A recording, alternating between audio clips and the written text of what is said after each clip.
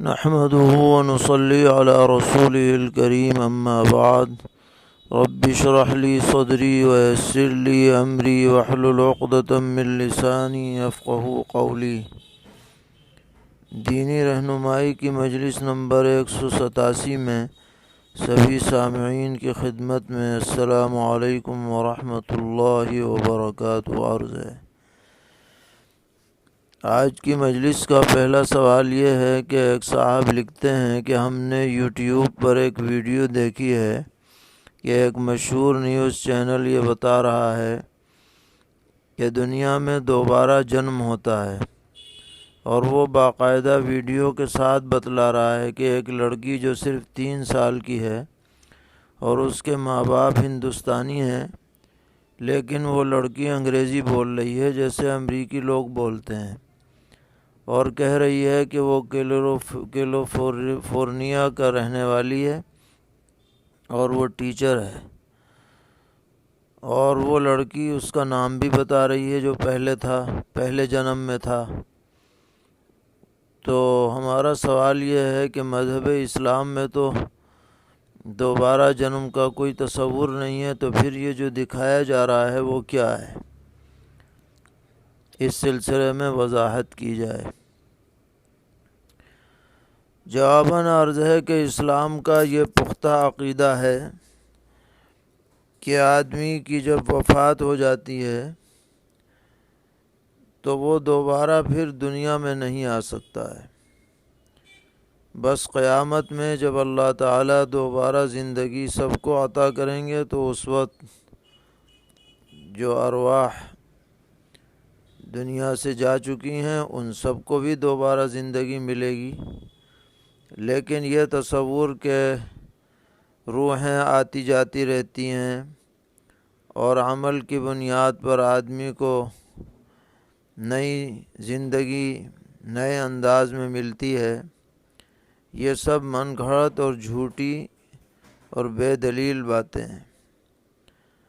آپ نے جس ویڈیو کا تذکرہ کیا ہے تو اولاً تو موجودہ زمانے میں کسی بھی ویڈیو پر بغیر تحقیق کے یقین کرنا مشکل ہے، اس لیے کہ تصویروں کے ساتھ آوازوں کا ملا دینا،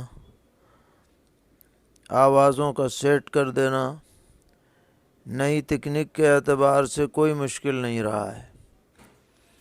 تو جو لوگ اپنی چیزوں کو عام کرنا چاہتے ہیں وہ ایسی پلاننگ کر کے لوگوں کے سامنے پیش کرتے ہیں کہ لوگ کنفیوز ہو جاتے ہیں، اور اگر بالفرض واقعتاً کوئی بچی یا بچہ یا کوئی انسان یہ دعویٰ کرے کہ میں پچھلے جنم میں ایسا تھا اور اب ایسا ہوں، اور پہلے میرا نام یہ تھا اور اب میرا یہ نام ہے، تو وہ یا تو بالکل جھوٹ ہے، اور یا پھر یہ کہا جا سکتا ہے کہ اس پر کوئی جن یا شیطان سوار ہے جس کی زبان یہ بول رہا ہے۔ بعض مرتبہ بچوں پر بچیوں پر شیطان سوار ہو جاتا ہے اور وہ بولتا ہے اور اچھی باتیں اس کی زبان سے نکلتی ہیں، ایسا معلوم ہوتا ہے بڑے عقل مند ہیں یہ بچے، لیکن وہ دراصل خود نہیں بولتے بلکہ ان پر جو چیز سوار ہے وہ بولتی ہے۔ اس لیے ہرگز کسی بھی مسلمان کو ایسی کسی بھی ویڈیو سے متاثر نہیں ہونا چاہیے۔ اسلام کا یہ پختہ عقیدہ ہے کہ جو بھی دنیا سے چلا جائے گا اب وہ دوبارہ آ نہیں سکتا، بس قیامت میں اللہ تعالیٰ نئی زندگی عطا کریں گے۔ اس سے پہلے قرآن پاک میں ہے کہ وہ جو کفار اس وقت دیکھیں گے کہ ان کے ساتھ کس طرح کا معاملہ ان کی بدعملیوں اور بدعقیدیوں کی وجہ سے ہو رہا ہے، تو وہ درخواست کریں گے اللہ تعالیٰ سے کہ ہمیں دوبارہ دنیا میں بھیج دیا جائے، فرجعنا نعمل صالحا انا موقنون، لیکن ان کی یہ درخواست ہرگز قبول نہیں کی جائے گی۔ تو اس لیے یہ آواگمن یا تناسخ یا پنرجنم کا جو عقیدہ ہے وہ اسلام کی روح سے قطعاً قابل قبول نہیں ہے۔ سوال کر رہے ہیں کہ توبہ اور استغفار میں کیا فرق ہے؟ جواباً عرض ہے کہ توبہ میں ندامت کے ساتھ آئندہ اس برائی کے نہ کرنے کا عزم ہوتا ہے، اور استغفار میں جو گناہ ہو چکے ہیں ان کی معافی کی طلب کی جاتی ہے۔ باقی کبھی توبہ اور استغفار ایک ہی معنی میں بھی بولے جاتے ہیں، واقعی حقیقت کے اعتبار سے وہی ہے جو عرض کیا گیا۔ پوچھ رہے ہیں کہ جو شخص کسی بھی پڑھے لکھے کی مجلس میں 40 دن کے اندر ایک بار نہیں بیٹھتا اس کا دل سخت ہو جاتا ہے، کیا اس طرح کی کوئی حدیث ہے؟ جواباً عرض ہے کہ اس میں تو کوئی شک نہیں کہ اہل اللہ کی مجلس میں بیٹھنا موجب برکت ہے اور اس کے اچھے اثرات آدمی کی طبیعت پر پڑتے ہیں، لیکن جو بات سوال میں پوچھی گئی ہے کہ اگر نہ بیٹھے تو دل سخت ہو جائے گا، ایسی کوئی روایت ہماری نظر سے نہیں گزری۔ پوچھتے ہیں کہ مشہور ہے کہ حضرت نوح علیہ نبینا وعلیہ الصلاۃ والسلام کو ان کی قوم پتھروں سے اس قدر مارتی تھی کہ وہ اس میں بالکل دب جاتے تھے، پھر حضرت جبرائیل علیہ السلام اسے آ کر ہٹاتے اور حضرت نوح علیہ السلام پوچھتے کہ میرے لیے کیا حکم ہے، تو حضرت فرماتے کہ وہی دعوت کا حکم ہے۔ کیا یہ واقعہ صحیح ہے؟ جواباً عرض ہے کہ اس طرح کی کوئی روایت ہمارے علم میں نہیں ہے۔ اتنی بات تو ہے کہ حضرت نوح علیہ السلام کو ان کی قوم کے لوگ ستاتے تھے، ان کا مذاق اڑاتے تھے، لیکن یہ کہ پتھروں سے مارتے اور وہ پتھروں میں دب جاتے اور پھر دعوت کی بات کہتے، ہماری نظر سے ایسی کوئی بات نہیں گزری، اور بلا تحقیق اس طرح کی باتوں کو عوام میں بیان نہیں کرنا چاہیے۔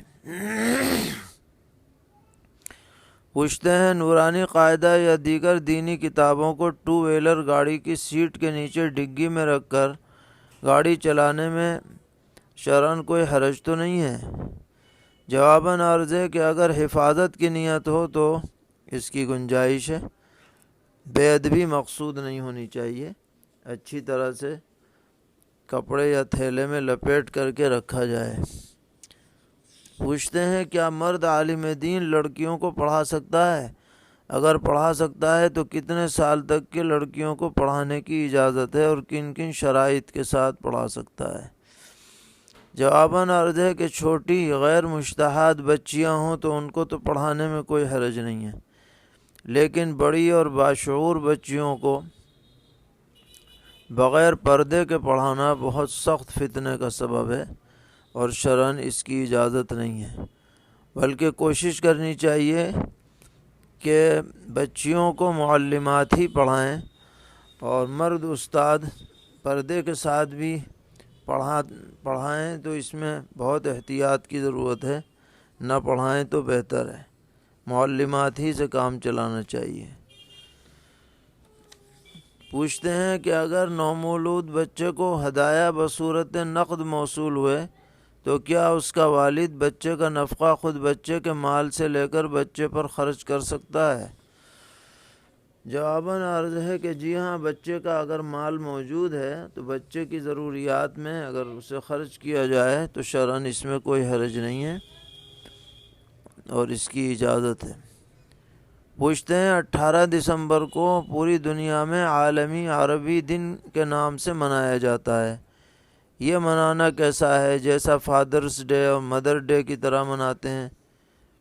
جواباً عرض ہے کہ یہ کوئی شرعی چیز نہیں ہے، ہاں اگر کوئی اسے ثواب سمجھ کے منائے گا تو ضرور منع کیا جائے گا، لیکن اگر کوئی صرف عربی زبان کی ترویج کے لیے اس طرح کوئی عمل کرتا ہے تو اس میں شرعاً کوئی ممانعت نہیں ہے۔ سوال کرتے ہیں کہ نبی اکرم صلی اللہ تعالیٰ علیہ وسلم 5 نمازوں میں یومیہ مسنون قرأت کتنی فرمایا کرتے تھے؟ جواباً عرض ہے کہ حضرات فقہا نے مختلف احادیث کو سامنے رکھ کر یہ ارشاد فرمایا ہے کہ مسنون قرأت فجر اور ظہر میں طوال مفصل یعنی سورہ حجرات سے لے کر سورہ بروج تک یہ صورتیں پڑھی جائیں، اور عصر اور عشاء میں اوساط مفصل والسماء والطارق سے لم یکن تک، اور مغرب میں قصار مفصل یعنی سورہ اذا زلزلہ سے سورہ ناس تک یہ صورتیں پڑھنا بہتر ہے۔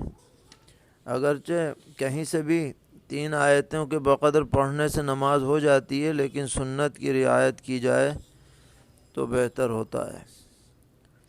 سوال کرتے ہیں، کوئی شخص فرض نماز کی تیسری یا چوتھی رکعت میں سورہ فاتحہ 2 مرتبہ پڑھ دے تو کیا اس پر سجدہ سہو واجب ہوگا؟ جواباً عرض ہے کہ اس سے سجدہ سہو واجب نہیں ہوگا، کیونکہ اس میں کوئی واجب کا تکرار نہیں پایا جا رہا۔ تیسری چوتھی رکعت میں سورہ فاتحہ واجب ہی نہیں ہے، اس لیے اس کے تکرار سے سجدہ سہو بھی نہیں ہے۔ پوچھتے ہیں، جمعہ کے دن نماز فجر میں پہلی رکعت میں الف لام میم سجدہ اور دوسری رکعت میں سورہ دہر پڑھنے کی وجہ سے مقتدیوں کو لمبی قرأت کی وجہ سے اکتاہٹ ہوتی ہے، تو کیا اس وجہ سے مسنون قرأت کو ترک کیا جا سکتا ہے؟ جواباً عرض ہے کہ اگر اتفاقاً کبھی چھوڑ دیا جائے تو حرج نہیں، لیکن بالکل نہ چھوڑا جائے۔ ان کی اکتاہٹ کا اس معاملے میں کوئی اعتبار نہیں ہے۔ جو چیز سنت سے ثابت ہے اور نبی اکرم علیہ السلام کا بکثرت معمول رہا ہے، اس سے اکتاہٹ نہیں ہونی چاہیے، اور لوگوں کا مزاج بنانا چاہیے۔ اکتاہٹ اس وجہ سے ہوتی ہے کہ لوگوں نے اسے پڑھنا کم کر دیا یا چھوڑ دیا ہے۔ پوچھتے ہیں، اگر مسافت سفر سے کم سفر ہو رہا ہو، قریب کا سفر ہو، تو سنتوں کا کیا حکم ہے؟ بس اوقات وقت تنگ ہوتا ہے۔ اسی طرح یہ بتائیں کہ مسجد کی جماعت غیر شرعی سفر میں کیا حکم رکھتی ہے؟ جواباً عرض ہے کہ اگر جلدی ہو تو ہر طرح کے سفر میں سنتیں ترک کی جا سکتی ہیں۔ اسی طرح جماعت کی بھی اتنی تاکید نہیں رہتی۔ اگر جماعت کی وجہ سے ٹرین چھوٹنے کا اندیشہ ہے یا اور کوئی پریشانی کا اندیشہ ہے تو کوئی حرج نہیں، اپنی نماز پڑھ کے بھی جا سکتے ہیں۔ ایک جوڑا جس کی 1 سال قبل شادی ہوئی تھی، اب کچھ ناچاقی کی بنا پر دونوں ایک دوسرے سے علیحدگی چاہتے ہیں۔ دریافت طلب امر یہ ہے کہ لڑکی ڈاکٹری کی تعلیم حاصل کر رہی ہے، طلاق کے بعد عدت گزارنے کی وجہ سے تعلیم موقوف کرنے سے 1 سال کی پوری تعلیم اور کورس سے ہاتھ دھونا پڑے گا۔ ایسی صورت میں دونوں کس طرح الگ ہوں اور تعلیم بھی جاری رہے؟ جواباً عرض ہے کہ اگر ایسی نزاکت ہے تو الگ ہی ہونے کی کیا ضرورت ہے؟ نبھانے کی کوشش کریں تاکہ یہ مسئلہ ہی پیدا نہ ہو، لیکن اگر الگ ہوں گے تو حسب ضابطہ عدت گزارنی پڑے گی۔ محض تعلیم کی خاطر حکم شرعی کو پامال نہیں کیا جائے گا، یہ کوئی ایسی ضرورت نہیں ہے، عدت تو بہرحال گزارنی ہوگی۔ پوچھتے ہیں، ایک عورت کو پتھری کی بیماری ہو گئی، اس نے نظر مانی کہ اگر میں ٹھیک ہو گئی تو 30 روزے رکھوں گی۔ اب ٹھیک تو ہو گئی ہے لیکن نظر پوری کرنا چاہتی ہے، البتہ اس کی گود میں بچہ ہے جسے وہ دودھ پلا رہی ہے، تو نظر پوری کرنے کی صدقہ وغیرہ کے ذریعے کوئی شکل ہے؟ اگر نہیں ہے تو وہ عورت کیا کرے؟ جواباً عرض ہے کہ نظر تو پوری کرنی پڑے گی۔ یہ الگ بات ہے کہ وہ سر 10 اسے مؤخر کر دے، جب بچہ بڑا ہو جائے، دودھ پلانے کی عمر سے آگے بڑھ جائے اور یہ بھی صحت مند رہے، اس وقت روزے رکھ لے۔ پوچھتے ہیں، زید نے مدینہ منورہ سے جدہ کا اپنے ساتھیوں کو ہندوستان روانہ کرنے کے لیے سفر کیا، اور زید خود بغیر نیت عمرہ اور بغیر احرام کے مکہ چلا گیا، اور اس کے بعد وہاں اپنی رہائش وغیرہ کا انتظام کیا، پھر مسجد عائشہ جا کر احرام باندھ کر عمرہ کیا۔ تو عمرے کا یہ عمل صحیح ہے کہ نہیں؟ کیا مکہ جانے کے لیے احرام شرط ہے؟ زید مسجد عائشہ سے عمرہ کر کے وطن ہندوستان آ گیا، اس درمیان کئی بار عمرہ مسجد عائشہ سے احرام باندھ کر کیا، تو کیا یہ صحیح ہے؟ جواباً عرض ہے کہ اگر مدینہ منورہ سے چلتے وقت اس کا مکہ معظمہ جانے کا پہلے سے ارادہ تھا تو مسجد میقات سے اسے احرام باندھنا چاہیے تھا۔ اس نے جو وہاں احرام نہیں باندھا اور جا کر مسجد عائشہ سے احرام باندھا ہے تو ترک میقات کی وجہ سے اس پر ایک دم لازم ہے، عمرہ تو اس کا صحیح ہو گیا۔ لیکن اگر اس کی مدینہ سے چلتے وقت جب جدہ جا رہا تھا تو مکہ معظمہ جانے کی نیت ہی نہیں تھی، بلکہ واپس مدینہ آنے کا ارادہ تھا یا ہندوستان جانے کا ارادہ تھا، لیکن جدہ پہنچ کر اس کا ارادہ بنا کہ میں عمرہ کر لوں، تو ایسی صورت میں اس کا عمرہ وغیرہ سب صحیح ہو جائے گا۔ اب یہ دیکھ لیں کہ اس کی نیت مدینہ منورہ سے چلتے وقت کیا رہی تھی۔ اس پر ایسی صورت میں آخری والی شکل میں دم واجب نہیں ہوگا، پہلی والی شکل میں دم واجب ہے۔ اللہ تعالی ہم سب کو دین پر استقامت عطا فرمائے، ہر طرح کے شرور سے محفوظ رکھے۔ وصلی اللہ تعالی علی خیر خلقہ محمد وآلہ وصحبہ اجمعین برحمتک یا ارحم الراحمین۔